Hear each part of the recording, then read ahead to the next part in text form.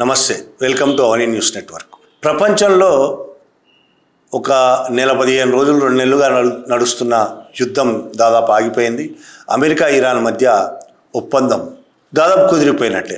ఈ నెల 19వ తారీఖు అనుకుంటా జెనీవాలో ఒప్పందమైన సంతకాలు చేశారు. డిజిటల్ సంతకాలు ఆల్రెడీ అయిపోయినాయని, ప్రత్యక్షంగా సంతకాలు, పెన్నులతో సంతకాలు జెనీవాలో 19వ తారీఖు అవుతాయనేది అధికారులు చెప్తున్నారు, అమెరికన్ అధికారులు. అయితే యుద్ధం వల్ల అంతర్జాతీయ ఆయిల్ రేట్లు, క్రూడ్ ఆయిల్ రేట్లు విపరీతంగా పెరిగిపోయినాయి. మనకు తెలుసు, బ్యారెల్కు $120 దాకా వెళ్ళింది బ్యారెల్ రేటు. అంతకుముందు ఎప్పుడు చరిత్రలో ఎప్పుడు ఇంత ధర పెరిగింది లేదు. $120 వరకు వెళ్ళింది. దానివల్ల అన్ని దేశాల్లో పెట్రోల్ ధరలు, డీజిల్ ధరలు, గ్యాస్ ధరలు, అన్ని ధరలు పెంచాల్సిన పరిస్థితి వచ్చింది. మన దేశంలో కూడా $7.50 డీజిల్కు, పెట్రోల్కు కూడా పెంచారు. పెట్రోల్, డీజిల్ ధరలు పెరగడం వల్ల దాదాపు దేశంలో ఉన్న అన్ని సరుకుల రేట్లు పెరిగిపోతున్నాయి.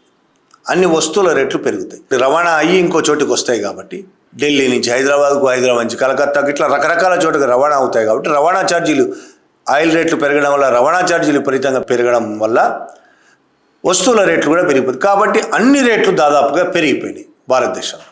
ఇప్పుడు యుద్ధం ఆగిపోయిన వార్త వచ్చిన వెంటనే అంతర్జాతీయంగా క్రూడ్ ఆయిల్ ధరలు క్రమక్రమంగా తగ్గుతున్నాయి. ఇవాళ దాదాపు $83 తగ్గింది, $83 తగ్గింది. Crude oil barrel crude oil ధర ఇవాళ 80-83 దగ్గర ఉంది.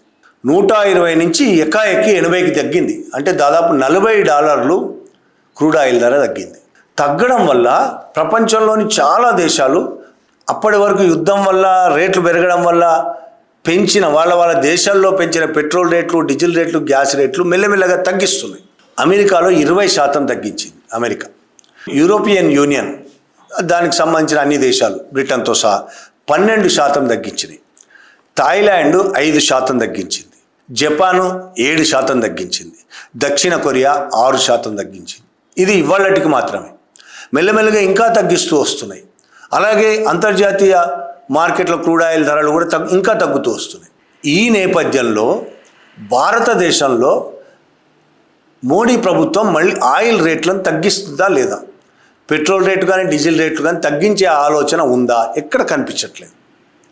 తగ్గించాలనే ఆలోచనే లేనట్టుంది. మన దేశంలో మొదటి నుంచి అలవాటు పెంచడమే తప్ప తగ్గించడం అనేది లేనేలేదు. ఇప్పుడు ఆ లెక్కన $40 తగ్గింది కదా క్రూడ్ ఆయిల్ రేటు బ్యారెల్కు. $7.50 పెంచినా ఎంత పెంచారో అంత ధర కనీసం ఆ ధర తగ్గిస్తారా? తగ్గించే ఆలోచన ఉందా మోడీకి, కేంద్ర ప్రభుత్వానికి? ఎక్కడ కనిపించడం లేదు. అటువంటి సూచనలు కూడా కనిపించడం లేదు. నిజానికి చాలా లాసుల్లో ఉన్నాయి ఆయిల్ కంపెనీలు. ఆయిల్ కంపెనీలు అంటే ప్రభుత్వానికి సంబంధించినవి. ఆయిల్ కంపెనీలు చాలా లాసుల్లో ఉన్నాయి. అంతర్జాతీయంగా రేట్లు పెరిగిపోతున్నాయి కాబట్టి గతంలో చాలాసార్లు అంతర్జాతీయంగా రేట్లు తగ్గినా మన భారతదేశంలో రేట్లు తగ్గలేదు. పాత రేట్లకే అమ్మారు. చాలాసార్లు పెంచి అమ్మారు తప్ప అక్కడ తగ్గాయని మన వాళ్ళు అమ్మలేదు. $60 కూడా పోయింది కొన్నిసార్లు అంతర్జాతీయ మార్కెట్లో. అయినా మన దేశంలో ఎక్కువ రేటుకి అమ్మారు, చాలా లాభాలు గడించారు. చివరి ఈ యుద్ధానికి కొద్ది ముందు యుద్ధ సమయంలో కొంత నష్టపోయి ఉండొచ్చు. అది నష్టం కూడా కాదు, గతంలో వచ్చిన లాభాల్లో కొద్దిగా తగ్గాయి అంతే. అంత సంపాదించిన వాళ్ళు కనీసం ప్రజల కోసం యుద్ధం వచ్చి రేట్లు పెరగగానే మనం పెంచకుండా ఉందాము, ప్రజలకు పెంచకుండా ఉందామని ఆలోచించలేవాళ్ళు. వెంటనే పెంచారు. సరే పెంచారు, ఇప్పుడు అక్కడ తగ్గింది. తగ్గినప్పుడు మరి తగ్గించాలా వద్దా? దోచుకోవడం అంటారు దీన్ని. మీరు ఇప్పటివరకు కొన్న ఆయిల్ సరే, ఇప్పుడు కొనబోయేది కొంటున్నది దాదాపు 2-3 రోజులుగా తగ్గుతూ వస్తున్నది. ఇప్పుడు కొంటున్నది మీరు చాలా తక్కువ ధరకు కొంటున్నారు. $80 నిన్న మొన్న కొన్నారంటే $90 కొని ఉంటారు. ఇప్పుడు $80 వస్తున్నది.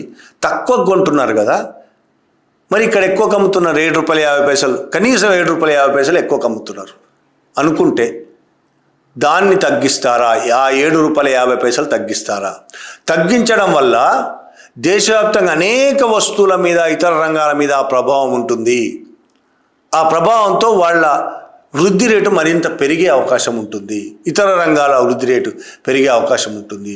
అదేవిధంగా ప్రజలు కొంత కాకపోతే కొంతైనా తమ డబ్బులు మిగుల్చుకోగలుగుతారు. మిగుల్చుకునే పరిస్థితి కంటే దాచిపెట్టుకోవడం కూడా కాదు, ఇంకొక అత్యవసర అత్యవసరాలకు ఖర్చు చేసుకోగలుగుతారు. కాబట్టి మోడీ ప్రభుత్వం దీన్ని తగ్గించాలి. ఈ డిమాండ్ ప్రజలందరం చేయాలి. కానీ తగ్గించే సూచనలు ఎక్కడా కనిపించడం లేదు. ఆ పెంచడమే తప్ప తగ్గించడం అనే అలవాటు మోడీకి ఉన్నట్టే లేదు. Thank you very much.